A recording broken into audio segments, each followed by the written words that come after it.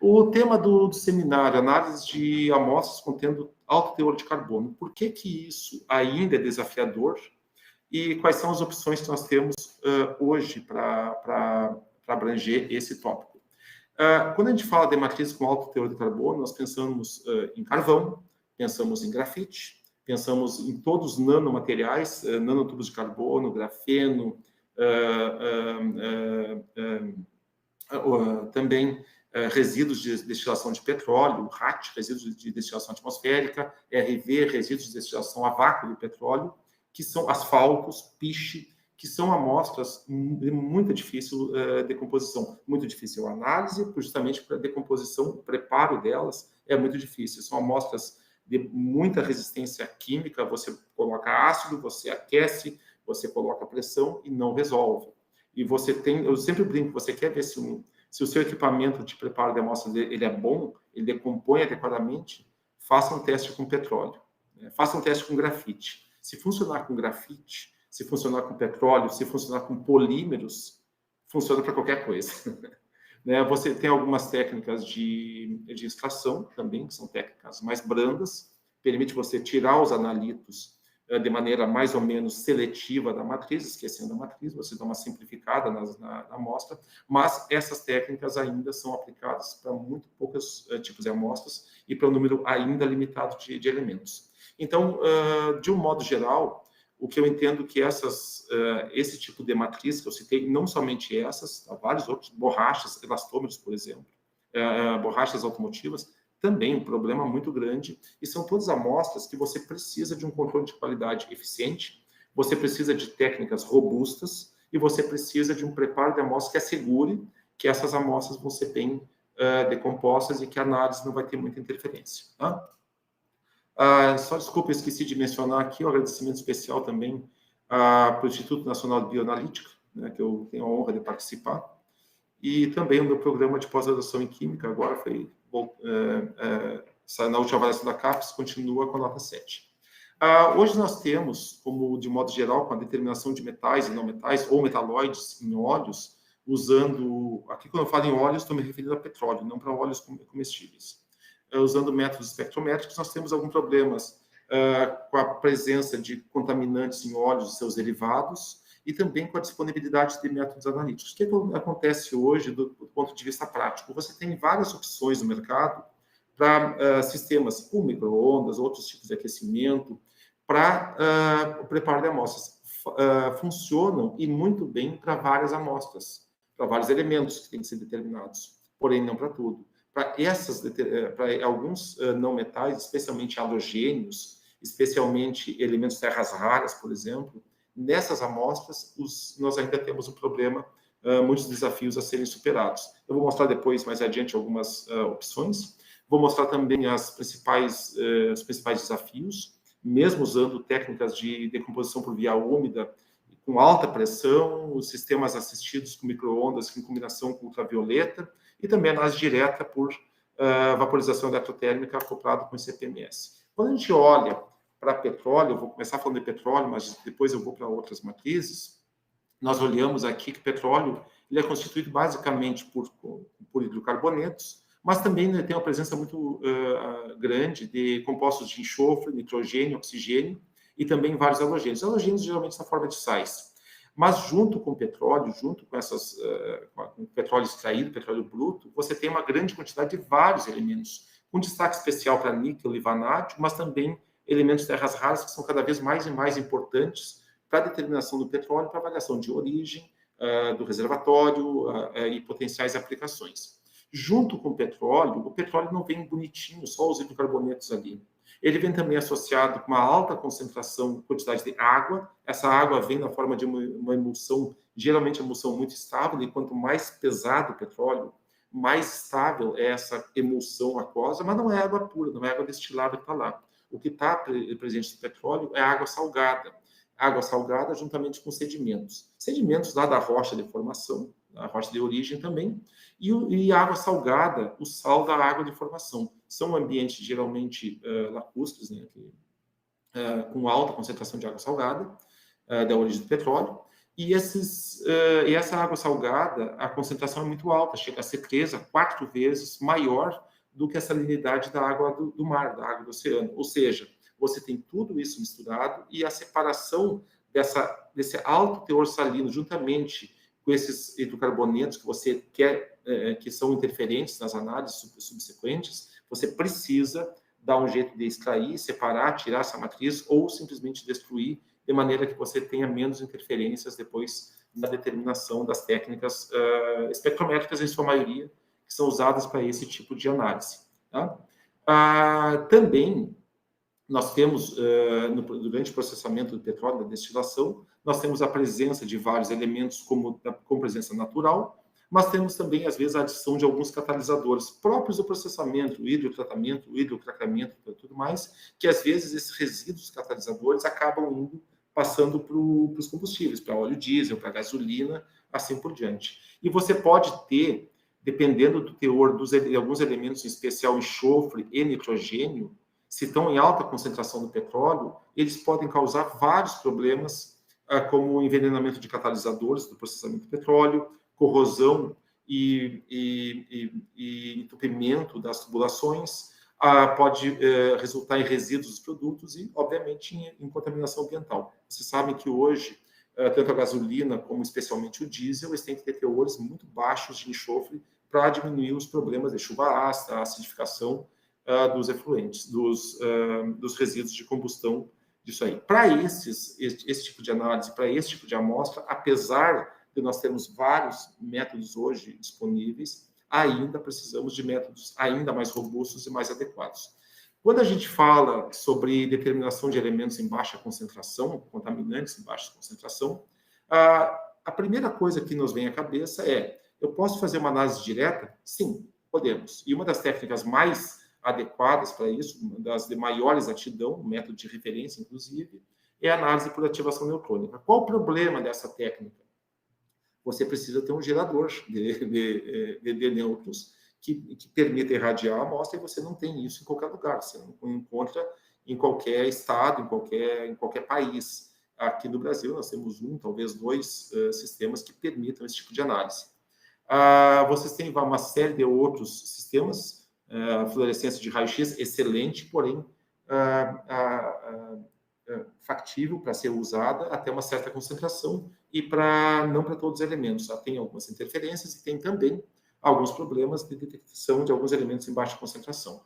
Nós temos outras técnicas como vaporização eletrotérmica acoplada com espectrometria de emissão óptica com plasma indutivamente acoplado, também com o ICP-MS também, nas dietas de sólidos por forno de grafite, acoplado com sistema de forno de grafite, e também ablação com laser, acoplada com ICP-MS. E LIBS, obviamente LIBS, uma técnica que está em crescimento muito grande, na última década, pelo menos, e que tem se mostrado uma técnica cada vez com mais potencialidade para esse tipo de análise. Agora, com todas essas técnicas aqui, elas ainda não estão disponíveis facilmente, não são técnicas que você aplica para qualquer amostra, para qualquer elemento, elas têm também uma série de limitações, e ainda folgo em dizer que para 95% das análises requeridas, nós precisamos ainda de ter a amostra não na forma sólida ou pastosa, ou como ela se encontra na natureza, mas sim a análise de soluções. E quando a gente fala em soluções, basicamente soluções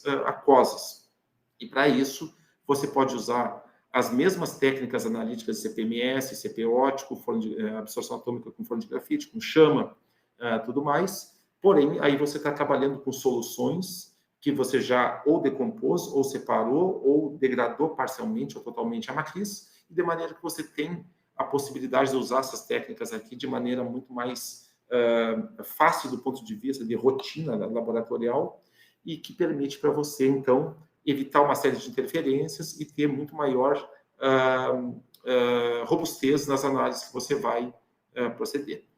Logicamente, você tem também, quando você consegue uma decomposição, você tem a possibilidade de determinação por outras técnicas, técnicas cromatográficas, como a cromatografia de íons, ou técnicas eletroanalíticas, como voltametria, como eletrodos íons seletivos, que são técnicas muito boas, porém sofrem muito com os problemas da matriz. Então, o que dá para dizer? Que nós temos hoje sistemas envolvendo análise direta de sólidos, nós temos diluição, ou temos o preparo da amostra, que são aparentemente bem estabelecidos, mas nós temos uma série de problemas ainda.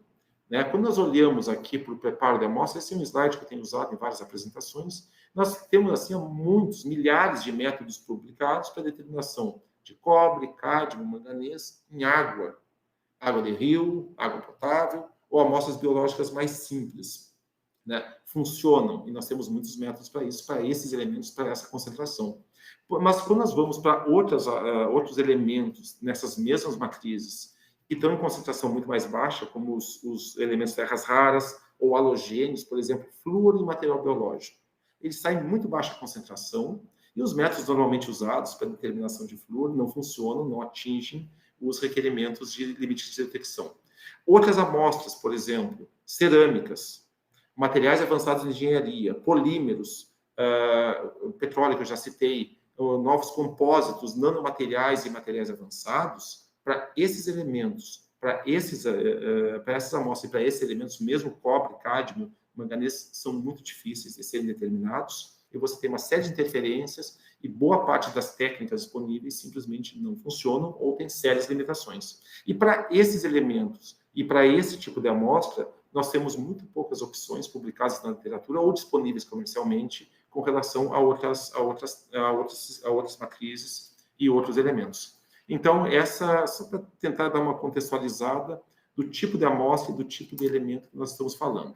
Aqui não vou me deter, essas tendências no preparo de amostra são muito bem conhecidos, mas eu só gostaria de destacar aqui, que precisamos de sistemas cada vez mais seguros, tanto para o operador como em termos de meio ambiente, para os resíduos gerados por aquela técnica, pelo laboratório usando aquela técnica, e aplicação para amostras consideradas um pouco mais difíceis. Aqui, polímeros. Polímeros, nós temos uma grande demanda pela indústria para determinação de polímeros. Eu sempre brinco, se você pegar uma simples caneta e você tenta determinar o teor de elementos em baixa concentração, que são importantes para o controle de qualidade. Nesse plástico, você encontra muito poucos laboratórios e muito poucas técnicas disponíveis para determinação de maneira correta.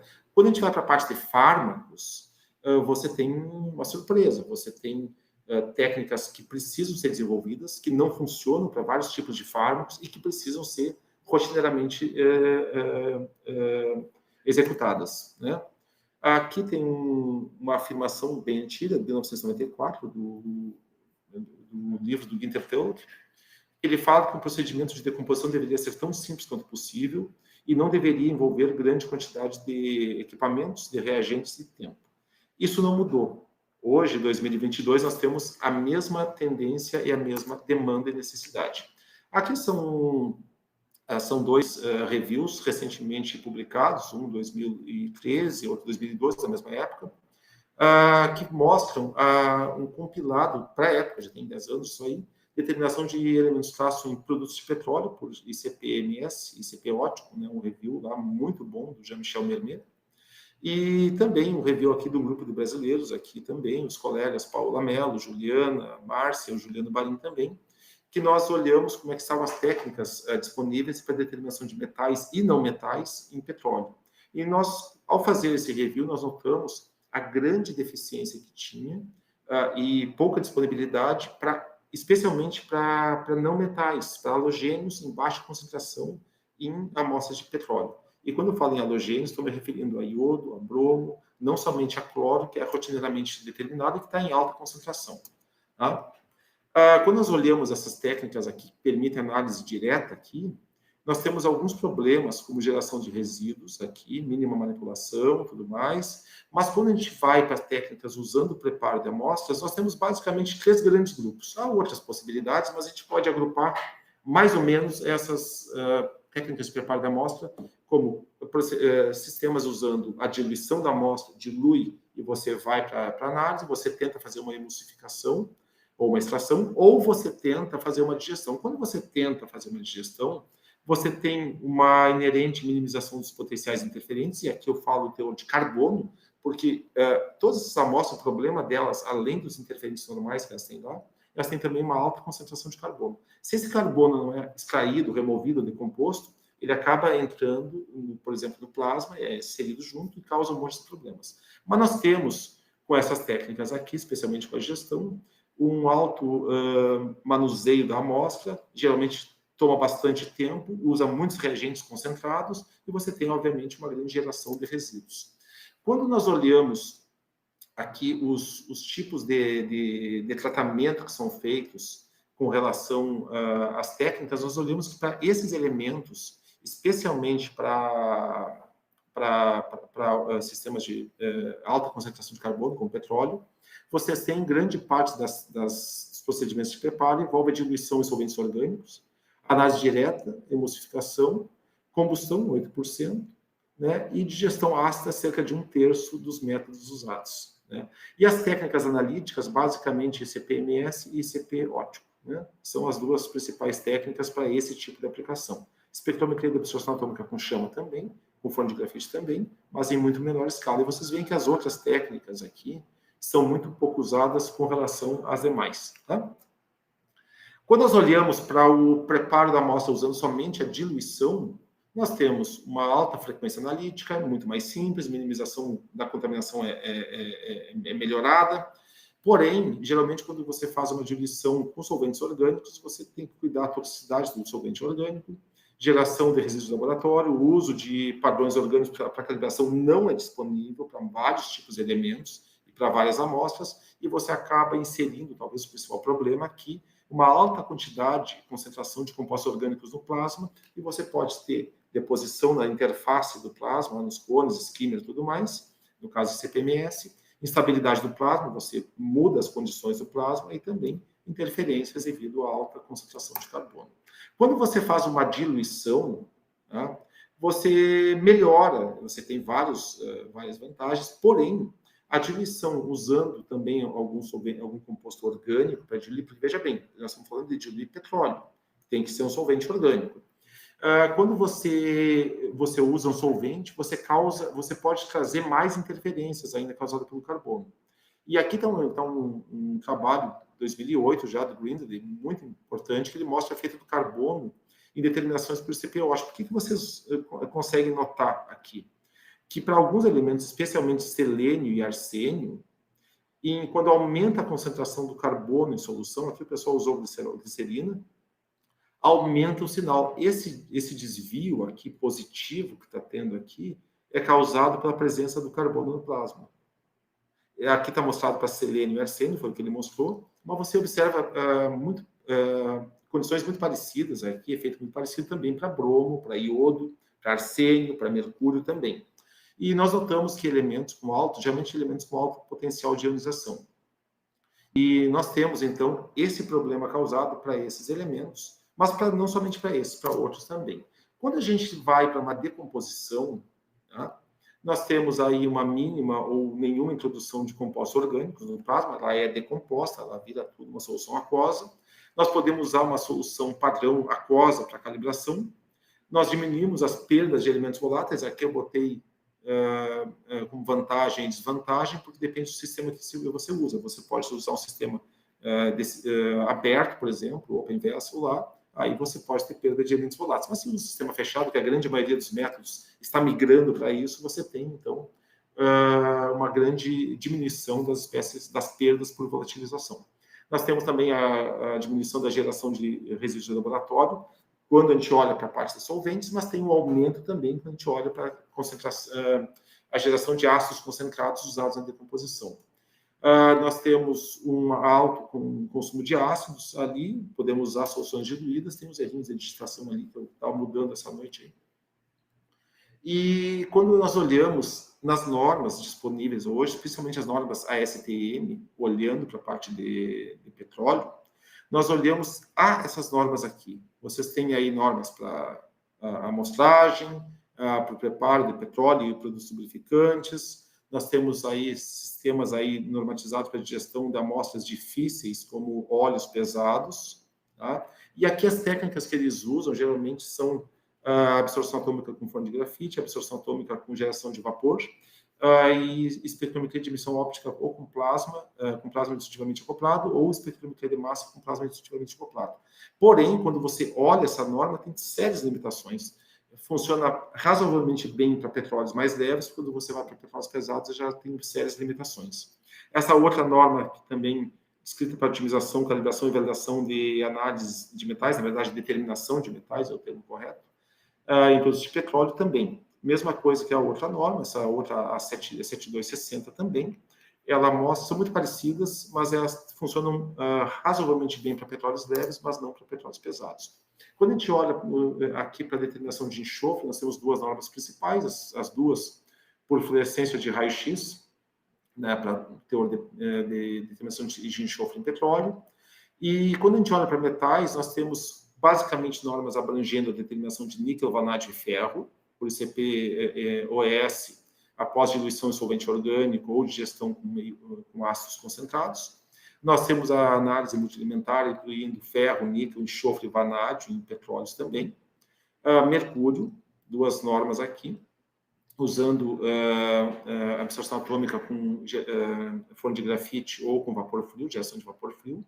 E também aqui, essa outra de mercúrio, o espectrometria de absorção atômica com vapor frio, usando o sistema de combustão seguido de amalgamação com ouro. Mas vejam, vocês, se necessitarem de fazer uma determinação de elementos terras raras, outros halogênios, como flúor, bromo, iodo, ou alguns outros elementos, como arsênio, selênio, você não tem norma que permita a determinação, que recomende, né, ou que assegure a determinação desses elementos. Aqui tem um compilado das normas ASTM, dependendo do tipo de amostra, geralmente petróleo e óleos combustíveis residuais, óleo lubrificante, óleo combustível, combustível para turbinas a gás, óleo lubrificante, assim por diante. Os analitos, algumas têm um número maior de analitos, mas notem que a grande maioria, quase todos eles, são de metais. Você quase não tem normas aqui para elementos para não metais ou metalóides, né? Quase não tem. Mas e todas elas usam essas técnicas e grande parte delas fazem uma simples diluição.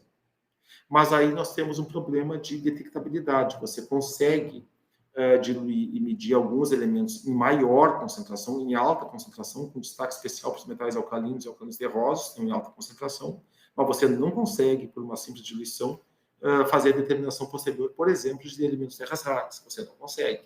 Todas essas normas mostradas aqui funcionam muito bem, de maneira limitada para esses elementos, para esse tipo de amostras, mas quando você vai para elementos em muito baixa concentração, você vai para petróleo pesado, ou você vai para resíduos de destilação de petróleo, resíduos de vácuo, resíduos de destilação atmosférica, você vai para asfalto, você vai para piche, por exemplo, você não consegue determinar, usar essas normas. Esse é um problema que tem que ser resolvido. Contribuição do nosso grupo de pesquisa para essas demandas ou esses desafios. Nós temos trabalhado nos últimos 30 anos aí com vários sistemas de decomposição por via úmida em sistemas fechados e abertos também, mas com foco maior em sistemas fechados.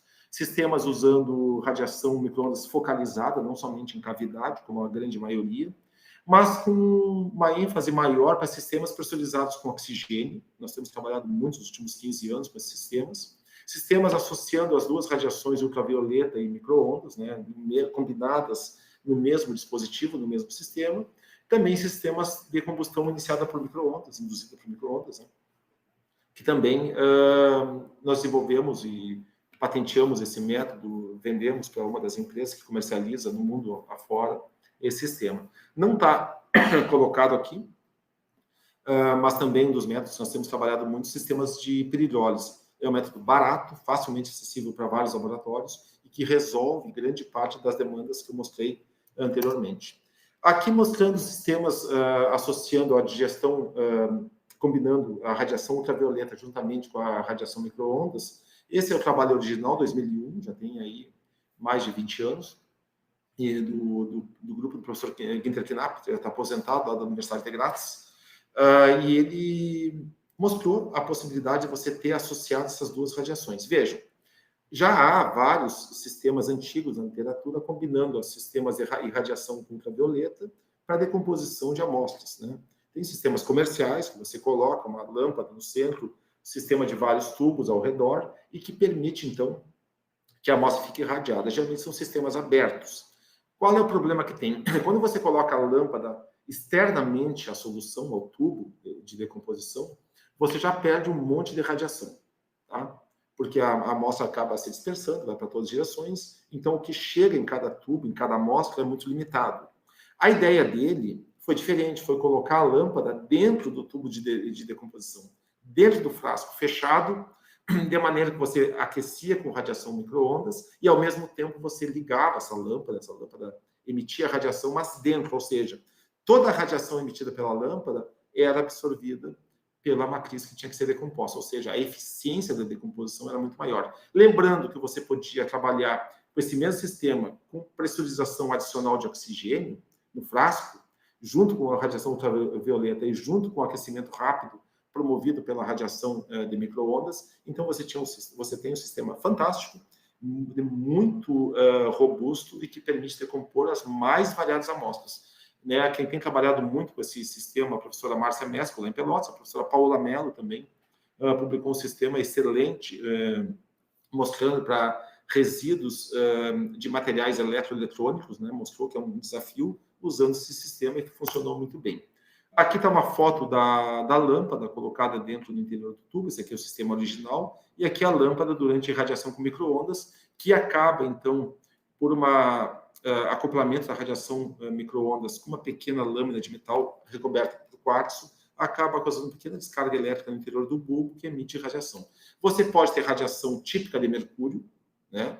A radiação típica de mercúrio, a ultravioleta da lâmpada de mercúrio, que é a mais comum, mas também podemos ter lâmpadas de cádmio. O que muda com isso? Uma lâmpada com vapor de cádmio, você emite não no comprimento de onda do mercúrio, que é mais alto, você emite em 228 nanômetros, que é o comprimento da transição eletrônica do cádmio. O que significa isso? Menor comprimento de onda, muito maior energia, muito maior capacidade de decompor as amostras. E aqui está um exemplo do artigo original também mostrando a eficiência para vários tipos de amostra, como cerveja, leite não desnatado, óleos também. E você compara aqui a mesma decomposição, nas mesmas concentrações, sem a lâmpada ultravioleta, que está mostrada aqui ao lado, e com a lâmpada ultravioleta com pressurização com oxigênio. O que dá para saltar os olhos imediatamente? Você sai aqui, por exemplo, de um teor de carbono residual de 85%, ou seja, praticamente não decompôs nada, a matriz orgânica está toda lá, e usando a lâmpada cai para 22%, ou seja, cai 4 vezes. Aqui, quando você compara com leite, com gordura, com nata, o carbono residual sem a lâmpada cai de 24 para apenas 6. Ou seja, com essa alta concentração de carbono, dependendo dos elementos que você vai determinar, você pode ter uma série de problemas. Usando o sistema com a lâmpada, cai o carbono residual, ou seja, a amostra é muito mais decomposta, muito mais efetivamente degradado o carbono, e você não tem carbono que possa interferir depois, posteriormente, na análise. Agora, notem os reagentes que a gente está falando. Meio ml de ácido nítrico concentrado, 2 ml de peróxido e 3 ml de água. Ou seja, uma solução bem diluída, com pouca quantidade de reagentes e que tem a mesma eficiência que teria sistema sem a lâmpada, porém com ácidos concentrados e grande volume. Esse é a principal, vamos dizer assim, vantagem. Aqui tem um rápido vídeo mostrando aqui a lâmpada. Essa aqui é a lâmpada que vai ser colocada dentro do tubo. Aqui está colocado, isso aqui é leite em pó, né, com peróxido de hidrogênio, botou 5%, veja bem, 5% de solução. Colocado a lâmpada, é fechado. Esse aqui é o mesmo frasco usado para decomposição convencional. Você não precisa comprar ele só para fazer isso. Ele faz isso com ou sem a lâmpada. É pressurizado com oxigênio, aqui irradiado com micro-ondas. Você pode ver a lâmpada, a partir do momento que começa a irradiação com micro-ondas, a lâmpada funcionando. Então, você tem dois efeitos. Você tem o rápido aquecimento causado pela radiação micro-ondas e também, in situ, dentro do frasco, ultravioleta de alta intensidade sendo irradiado. Isso aqui você pode fazer 8 decomposições simultâneas, né? E aqui você tem uma ideia, aqui apenas 5 minutos de decomposição do resultado, aqui é removida a lâmpada, do resultado da decomposição de leite em pó com nata. Vejam que a solução totalmente transparente e sem nenhum resíduo. Né? Essa é a grande vantagem dessa lâmpada, e você não usa ácidos concentrados, não usa reagentes, e você também não tem geração de efluentes muito grandes. Para que nós fizemos essa lâmpada?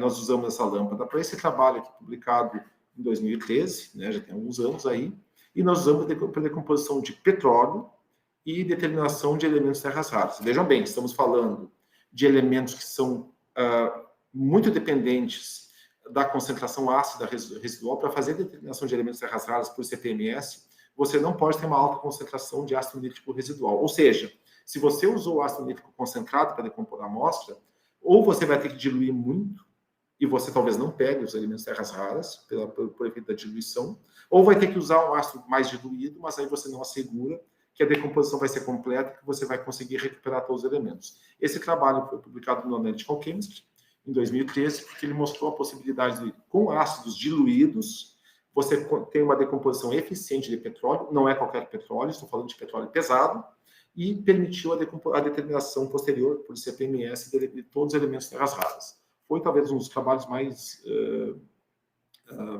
que teve maior repercussão do nosso grupo de pesquisa. E tem os sistemas também de combustão, aqui os clássicos sistemas de frasco de oxigênio, frasco de Schengen, ou as bombas de combustão, né, que são sistemas já bem consolidados, bem explicados na literatura, e basicamente nós combinamos as vantagens desses sistemas num sistema de combustão iniciada por micro-ondas, a MIC, que a gente chamou, né, que foi desenvolvido aqui no grupo de pesquisa e que permitiu combinar as vantagens desses sistemas num único sistema, agora iniciado por micro-ondas. Tá? Aqui nós temos as aplicações que nós fizemos para várias amostras orgânicas e inorgânicas, aqui dá para ter uma ideia durante a combustão da alta intensidade da luz emitida, ou seja, é um indicativo da alta temperatura atingida, né? E aqui durante a combustão a amostra já totalmente decomposta. Tem um rápido vídeo, espero que funcione também, está rodando. E nós vimos para várias amostras. Vejam bem, a massa de amostra para queimar, 1,6 gramas de amostra, 600 miligramas de grafite, 600 miligramas, isso é muita coisa. Tá? 150 miligramas de grafite flexível, que é um grafite modificado, e também até 400 miligramas de óleo diesel. Aqui usando o sistema de combustão, vejam que o frasco é o mesmo de decomposição. Você pode fazer uma decomposição normal, convencional, com ácido nítrico concentrado, você pode colocar a lâmpada, ou você pode fazer a combustão. Notem o tamanho da amostra. Aqui tem mais de 1,5 grama de amostra. Quantos sistemas em frasco fechado vocês conhecem que é possível decompor 1,5 grama de amostra em sistema fechado? São poucos sistemas. Esse aqui a gente conseguiu desenvolver ele de tornar a combustão segura, com uma massa muito grande. Massa grande da amostra na mesma solução significa melhorar a detectabilidade, o limite de detecção. Aqui a pressurização com oxigênio, cerca de 15 a 20 atmosferas de oxigênio, e você tem em menos de 5 minutos já a decomposição completa da amostra. Mas, de novo, nós estamos falando de grafite, nós estamos falando de petróleo pesado, estamos falando de resíduos de destilação de petróleo, que são amostras muito difíceis de serem decompostas e amostras que você, às vezes, leva dias para conseguir uma decomposição. Aqui a gente consegue em 5 minutos, talvez mais 10 minutos com o sistema de lavagem lá e refluxo, mas não mais que isso. Aqui você tem, após a decomposição, a 10 minutos, aqui, um tempo muito pequeno, considerando o tipo de amostra, e você tem, já pode olhar que a solução totalmente decomposta, praticamente sem nenhum resíduo, então, pronta para ser analisada pelas técnicas espectrométricas. Qual é a grande vantagem desse sistema?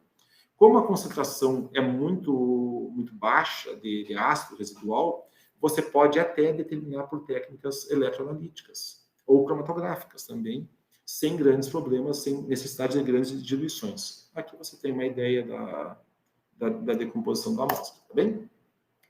Já usamos esse sistema aí para uma grande variedade dessas amostras, mas com especial destaque aqui para grafenos, polímeros de alta densidade, produtos farmacêuticos, também para algumas amostras inorgânicas que não queimam, mas a gente pode colocar um aditivo para começar a combustão e fornecer calor suficiente, não para queimar a amostra, já que ela não queima, mas para volatilizar seletivamente alguns elementos. Quais elementos? Arsênio, selênio, halogênios, mercúrio, né? É uma alternativa.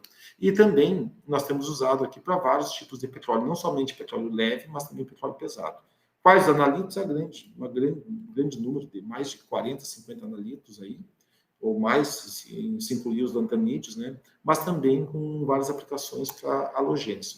Quando você olha na literatura para as técnicas disponíveis para halogênios em baixa concentração, você tem um susto. Não há. Você encontra muita facilidade de técnicas para determinação de cloro em plantas, por exemplo, cloro em solos, que está em alta concentração, que você consegue com uma extração com água, uma extração quantitativa, mas quando você olha para esse tipo de amostra, em grafite, em nanotubos de carbono, por exemplo, você não tem técnicas que funcionam adequadamente. Esse aqui é um sistema para determinação de níquel, vanádio e enxofre, por ICP óptico, em resíduos de destilação, resíduo de vácuo, resíduo atmosférico. E aqui eu queria só salientar o tipo de solução absorvedora que nós usamos, 2 milimolar de ácido nítrico, milimolar. Ou seja, uma solução muito diluída. Isso aqui você pode determinar níquel vanádio por cromatografia de íons, você pode ir por outras técnicas eletroanalíticas e também por qualquer técnica espectroanalítica. Esse aqui é um dos trabalhos mais completos que nós fizemos, são 23 elementos aqui em petróleo leve e pesado, por CPMS, né, após gestão iniciada por micro-ondas também. Com relação a terras raras, nós fizemos vários trabalhos. Esse aqui é um dos sistemas, há 2 sistemas no mercado muito bons, né? O sistema da Milestone, o Ultrawave, sistema que trabalha a alta pressão, muito mais alta que os sistemas convencionais. Tem o sistema da Anton Par também, o Multiwave 7000, que também trabalha com um princípio muito parecido, né? São muito similares, os dois de alta performance. E qual é a grande vantagem? Aqui você trabalha um sistema que não vai a 50, 60, 80 atmosferas de máxima pressão que você consegue decompor. Aqui você vai até 200 atmosferas. O que significa uma alta pressão? Que você pode aumentar a temperatura do meio de digestão, e sempre que você aumenta a temperatura, você melhora toda a cinética de reação química, e você consegue avançar na eficiência de decomposição muito mais rapidamente e com muito mais eficiência do que se você trabalhasse a baixa pressão e, consequentemente, com menor temperatura. Então, esse sistema, como ele permite pressões bem mais altas que os outros, consequentemente, temperaturas mais altas que os outros, eles têm rendimentos ou eficiência de decomposição muito maiores que os outros. Então, é uma grande possibilidade para quem trabalha com esse tipo de amostra mais difícil. Né? E lembrando que você pode trabalhar com uma massa de amostra muito maior também, ou seja, você melhora o limite de detecção também do seu sistema. Aqui nós temos, dá para olhar que mesmo trabalhando com massas de petróleo pesado aqui, ou mesmo resíduos de destilação a vácuo ou destilação atmosférica de petróleo, que são muito complicados de serem decompostos, os teores de carbono residual para todas essas massas de amostra, até para 1 grama de amostra, usando mistura de ácido nítrico peróxido, não passam geralmente de 15%, 16%. Ou seja, isso, 15%, 16% de carbono residual, significa uma eficiência de 85% de decomposição. Professor, mas não poderia ser 90%? Idealmente, sim. Quanto maior, melhor. Agora, nesse caso aqui de decomposição, nós estamos falando de petróleo pesado. Estamos falando de resíduo de destilação. Não é amostra com a matriz de carbono, tipo um polissacarídeo, alguma coisa assim, que é bem mais fácil de decompor. Estamos falando de amostras muito difíceis.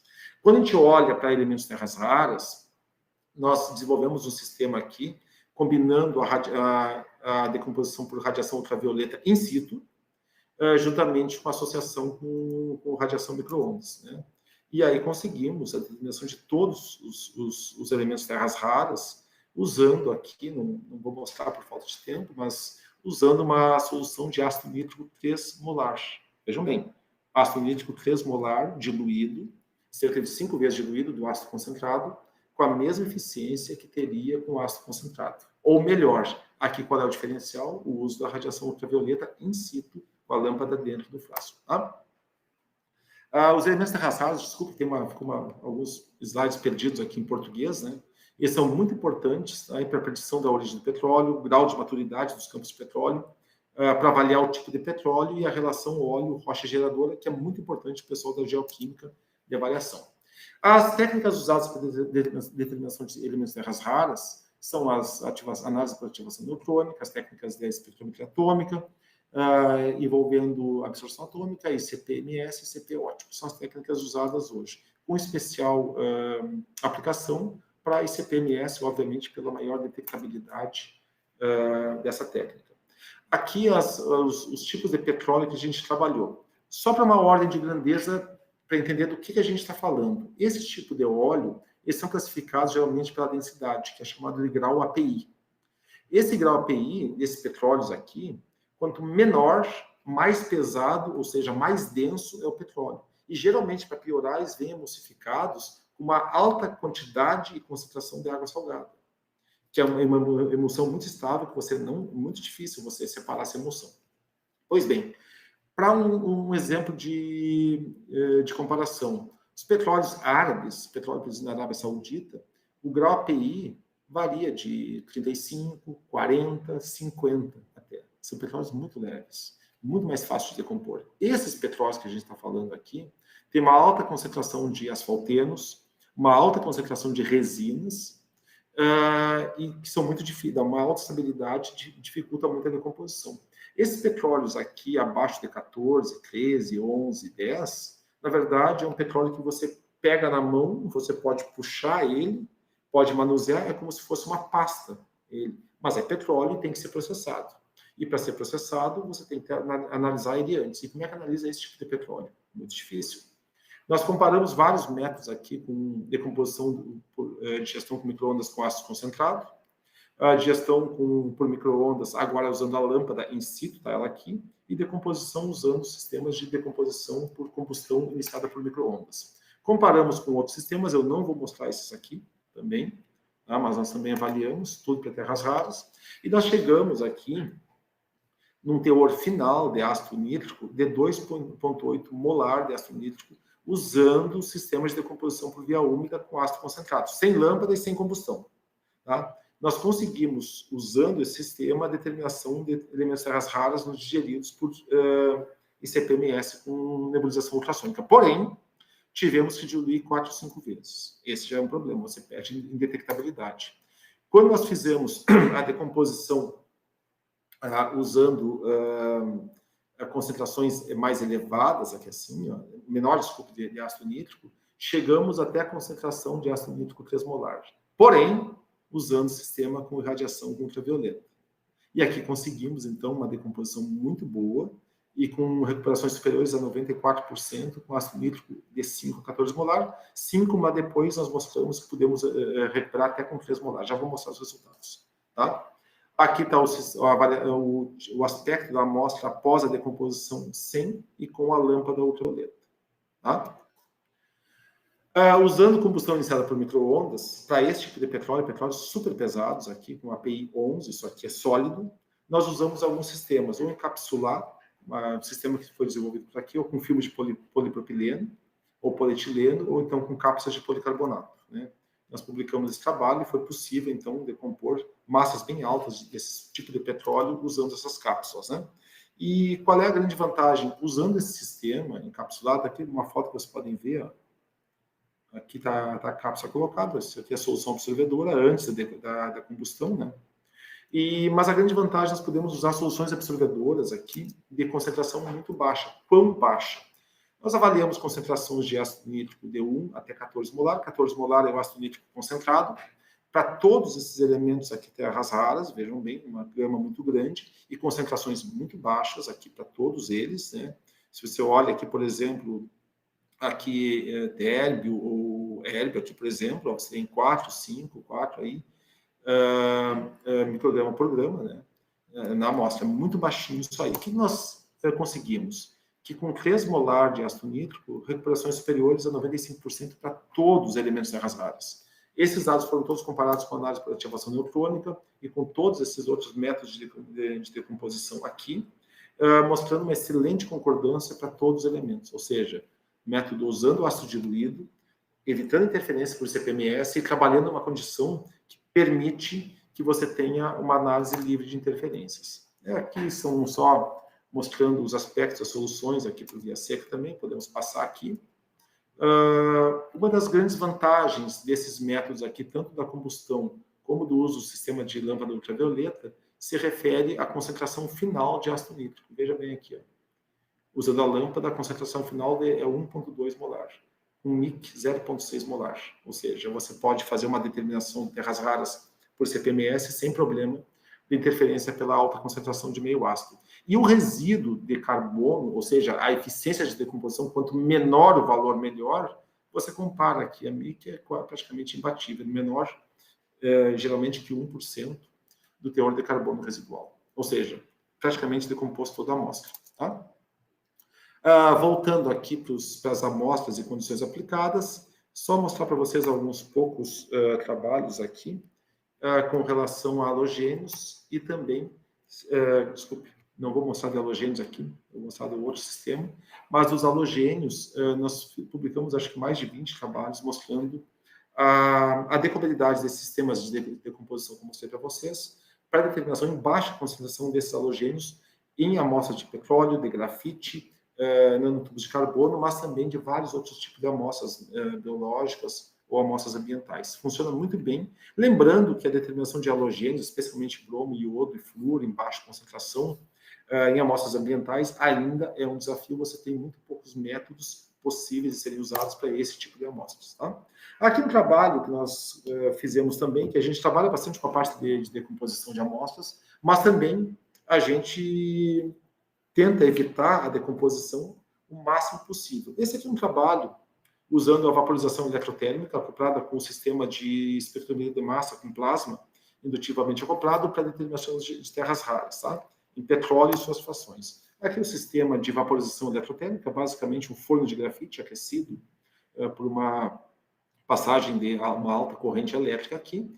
Você coloca a amostra, esse forno é aquecido, então você passa um gás carreador, geralmente freon, né, usado aqui.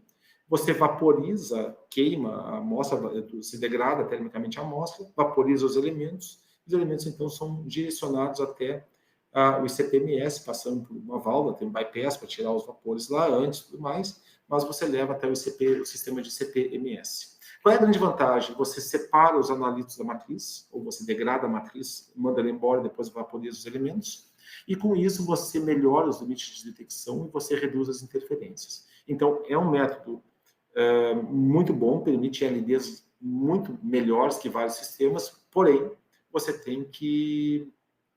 É muito trabalhoso para desenvolver o método até você ter ele funcionando muito bem. Depois está funcionando, é perfeito, mas você precisa ter muito cuidado, ter muito conhecimento do sistema funcionando para não cometer não ter problema ali. Foi aplicado para petróleos tanto bem pesados como petróleos médios para pesados, teores de água salgada altos, teores de sal também em alguns petróleos muito elevados. Vejam, você trabalhar com uma concentração com petróleo pesado e com uma alta concentração de sal no sistema de vaporização eletrotérmica ICP-MS é um desafio muito grande. Aqui uma foto do sistema, só mostrando o sistema de vaporização aqui. Depois aqui ele manda a parte vaporizada para o plasma. É uma cubeta de quartzo, geralmente aqui, usado onde é colocado o petróleo. Desculpe, a cubetinha é uma plataforma de grafite. Tá? Nós temos outros sistemas de quartzo também, mas nesse caso aqui é uma plataforma de grafite. A amostra é colocada, é seca tudo mais, e depois, devaporizada, vai para o CP-MS. Aqui o programa de aquecimento, programa relativamente rápido. Aqui em poucos minutos você tem a vaporização, a amostra tratada, o sistema de pirólise, 2 etapas de pirólise, aquecimento, vaporização e tudo mais. E aqui está a parte melhor, olha aqui. Variando com a concentração de NaCl, aqui até 1000 microgramas por grama, né, você consegue ter recuperações quantitativas para praticamente todos os elementos do grupo dos terras raras. Isso aqui é um efeito importante. Você consegue, ajustando a temperatura de pirólise e vaporização, e o tipo de vaporização que é feito, o uso de freon, por exemplo, você consegue, mesmo com altas concentrações de sal na amostra, você consegue ter recuperações adequadas. Aqui está um compilado de todos os elementos, comparando para 2 tipos de petróleo, sistemas de decomposição com ácidos concentrados e o sistema de ETV, e você vê que a concordância para praticamente todos os elementos, assim, em ambas as amostras aqui, petróleo mais pesado, petróleo um pouco mais leve, é excelente, muito boa, mas mesmo para elementos que você consegue pegar aqui a concentração, que você não consegue ter detectabilidade usando o sistema, a decomposição para depois nebulização ultrassônica para determinação por ICP-MS. Então, essa é uma grande vantagem, você consegue chegar em alto grau de detectabilidade que você não consegue com outras técnicas. Tá? Aqui também para resíduo de vaporização de destilação de petróleo, resíduo atmosférico. Aqui resíduo de destilação de petróleo a vácuo, também excelentes resultados. E aqui, talvez, uma das principais vantagens do sistema de ETV. Olhem os limites de quantificação, muito baixos e 5, 10 vezes melhores que os equivalentes usando sistemas de gestão com alta pressão, alta temperatura, tudo mais, mas fazendo a decomposição e a determinação por ICP-MS. Então, você vê aqui para a Samarco, está destacado, aqui para a Europa também, uma excelente limite de quantificação. Isso é muito importante. Quando o pessoal da geologia, da geoquímica, vai tentar avaliar a origem, a formação desses reservatórios de petróleo, para muitos elementos, eles precisam enxergar os elementos e conseguir diferenciar a concentração de um do outro. Enquanto com alguns métodos que são muito bons, não estou dizendo que é ruim, mas veja bem, você é bloqueado aqui nesse limite de detecção, você consegue melhorar para esses elementos que são muito importantes aqui, você consegue informar a concentração que aqui talvez você não conseguisse. Daí a grande importância para essa técnica. E como conclusões, esses métodos aí apresentados têm limites de quantificação muito bons, são relativamente simples, evitam o tempo de preparo de amostras, né? E minimiza a possibilidade de interferências na determinação por CP-MS, reduzindo o consumo de reagentes, minimizando a geração de resíduos, né? Diminui os reagentes, diminui os resíduos, tudo mais. Então, é um sistema aí muito bom. Posso aplicar para qualquer tipo de amostra, para qualquer aplicação? Não. Você tem que aplicar aos poucos, uma por uma, e vendo as possibilidades. Algumas você tem grandes dificuldades, não é possível adotar esse método, mas felizmente para esse tipo de amostra, para esse tipo de elementos, a gente teve a felicidade de conseguir decompor e ter resultados muito bons, né? Já estão disponíveis na literatura. Para encerrar, eu queria salientar que hoje no Brasil, isso pouca gente sabe, mas o Brasil é um dos países talvez mais respeitados no mundo científico, com relação à expertise aqui no país sobre preparo de amostras, né? Em várias técnicas, não somente essa que eu mostrei, mas tem vários grupos aí com uma reputação extremamente elevada, aí, o grupo do professor Marco Arruda, da Unicamp, professor Agal, lá na Bahia, o professor Casella, também na Federal Fluminense, professor Daniel, também lá na Federal Santa Catarina, professora Márcia Mesco, lá na Federal de Pelotas, professor Frederico, lá na FURG, Universidade do Rio Grande, Federal do Rio Grande, e também na parte de preparo de amostras, que a gente não abordei nessa apresentação, mas a parte de tratamento, preparo de amostras para determinação de resíduos de pesticidas, também nós temos laboratórios de alta referência no Brasil. Posso citar o meu colega, o professor Renato Sanella, que é uma das referências na área de preparo de amostras também para pesticidas. E não é por isso, justamente por isso nós temos vários livros aqui publicados, aqui o livro de preparo de amostras, um dos livros pioneiros aqui no Brasil, né, do professor Marco Aurélio Arruda, e também o livro de preparo de amostra aqui em português, do professor Francisco José Krug, né, já está na sua segunda edição, e também o livro publicado pelo nosso grupo de pesquisa aqui no CV 2014, também já está em sua segunda edição, agora 2022, está sendo comercializado, mas é literatura produzida por grupos brasileiros, com muitos dos métodos desenvolvidos aqui no Brasil, com expertise aqui, e que são usados em vários locais do mundo. Por exemplo, nós ficamos muito contentes de descobrir, a gente foi comunicado pelo NIST. O NIST é o maior provedor de ensaios de proficiência e materiais de referência certificados do mundo. O NIST é americano, né? Qualquer material certificado que você compra, a maioria deles, o que está disponível comercialmente, é do NIST. E eles têm uma reputação muito grande. E, para nossa agradável surpresa, eles escolheram para determinação, como valor basilar, valor de referência, para o estabelecimento do valor para enxofre, para mercúrio, num CRM de carvão, que foi disponibilizado comercialmente pelo NIST em 2017, um novo material de referência. Eles usaram a combustão iniciada por micro-ondas como método de referência para todo ensaio analítico que foi feito para ensaios de certificação, ou seja, usaram o método desenvolvido no Brasil, o método Tupiniquim, para balizador para os demais métodos usados em países como Estados Unidos e outros países da Europa também.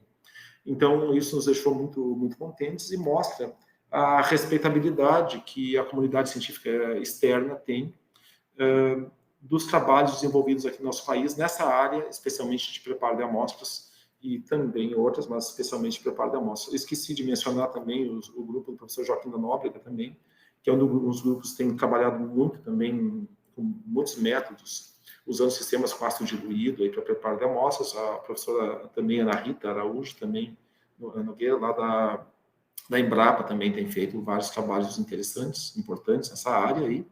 E não podia deixar de citar, talvez, o grupo que foi um dos pioneiros, que começou no Brasil a disseminar de maneira mais abrangente a importância da área de preparo de amostras para análise alimentar, né, que foi lá o grupo lá do Sena, de Piracicaba, com especial importância o esforço feito pelo professor Francisco Krug, que ele foi talvez as pessoas que enxergou isso, esse problema a ser atacado, a ser desenvolvido no Brasil, e que inspirou muitos grupos de pesquisa, né, a trabalhar nessa área. Então fica o nosso reconhecimento aí para esses pioneiros que nos ajudaram. Hoje em dia é muito fácil, com a tecnologia disponível, a gente desenvolver esses sistemas. Quando esse pessoal começou a trabalhar, era muito mais difícil. E não tinha muito acesso fácil à literatura, à instrumentação. Então, esse pessoal trabalhou muito para que hoje fosse possível deixar a nossa vida científica aqui um pouco mais simples. Tá? Aqui o nosso grupo de pesquisa, essa foto já tem um ou 2 anos aqui, mas é um grupo grande. Hoje, o nosso grupo, nós temos aqui, está o professor Krug, aqui estava num workshop de preparo de amostra que organizamos aqui em Santa Maria, e o grupo hoje conta com cerca de 90 integrantes. É um grupo grande, talvez um dos maiores grupos de química analítica do Brasil, né? São 11 pesquisadores, dividimos os mesmos laboratórios, orientação e coorientação de todos os alunos é feita de maneira conjunta, totalizando pesquisadores mais os alunos de graduação e pós-graduação, totaliza um grupo com 90 pessoas. Né? Fica meu agradecimento novamente aqui para o BRJEC, né? Todo o suporte dado, especial na figura do professor Marco Arruda, que é o atual editor-chefe do BRJEC, que é os meus colegas também, editores do BRJEC, e toda a comunidade que tem apoiado, e logicamente também o Luiz Bravo, que tem sido um grande batalhador e uma pessoa que tem dado um suporte muito grande, né, por meio da nova analítica para o funcionamento e estabelecimento do BRJEC nos moldes, nos padrões que nós temos conseguido hoje. Agradeço, logicamente, a todo o meu grupo de pesquisa, não só do nosso laboratório, mas também de colegas e colaboradores que trabalham em cooperação com a gente, porque esses trabalhos que eu mostrei, logicamente, que eu não fui no laboratório fazer tudo sozinho. São os alunos de pós-graduação, de graduação, que têm trabalhado de maneira muito séria, muito comprometida com a gente, e que conseguem mostrar esses resultados aí, e um crescimento científico e também de desenvolvimento tecnológico e, por que não, de inovação muito grandes. Fica também, para finalizar, uma expectativa muito grande, né, agora para o próximo ano, que há já uma sinalização que talvez as bolsas de mestrado e doutorado sejam reajustadas em pelo menos 30% ou talvez 40% dos valores que estão defasados há quase uma década. Então, isso vai dar uma motivação maior para os alunos de pós-graduação, obviamente, muito maior tranquilidade econômica para poderem fazer esses trabalhos de pós-graduação, de pesquisa, com um pouco mais com menos desespero do ponto de vista econômico. Né? Então, vamos torcer que isso aí se concretize e vamos torcer que a gente consiga manter os altos níveis aí de desenvolvimento científico, tecnológico, né? Aqui na área de química analítica, né? Não só eu falei da área de preparo, a área de espectrometria atômica, mas da química analítica do modo geral é muito importante que continue sendo referência no exterior e também que nós consigamos ter cada vez mais penetração nos vários órgãos de fomento, não só nacionais, mas internacionais, e também maior cooperação com grupos de pesquisa no exterior, que aumentou muito nos últimos anos, mas tem espaço para aumentar cada vez mais. Tá? Muito obrigado, agradeço novamente o convite do BRJEC, todas as palavras gentis aí do Luiz Bravo, do Marco, de toda a equipe, e o Marco mencionou muito bem, o BRJEC não é feito somente pelos editores e por quem dá suporte. Tem toda uma equipe atrás, toda uma equipe que nos ajuda bastante, eu tenho interagido bastante com a Silvana, mas tem toda uma equipe que ajuda bastante a gente e facilita o nosso trabalho. Fica o nosso reconhecimento e agradecimento a todos. Muito obrigado, gente.